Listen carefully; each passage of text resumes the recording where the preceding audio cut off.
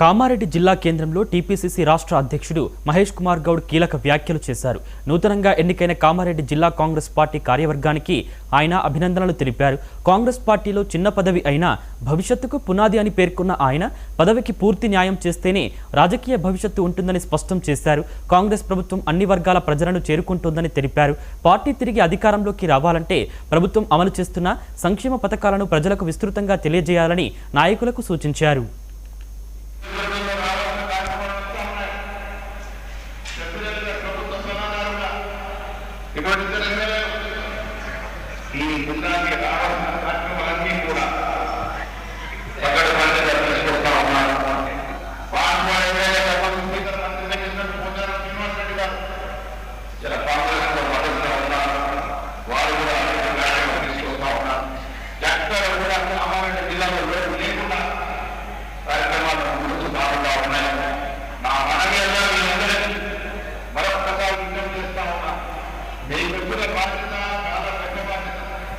మళ్ళీ చెప్తామని టీవీ నరసింహారావు గారు ఒక మండల కార్యదర్శిగా రాజకీయాలు చేశారు.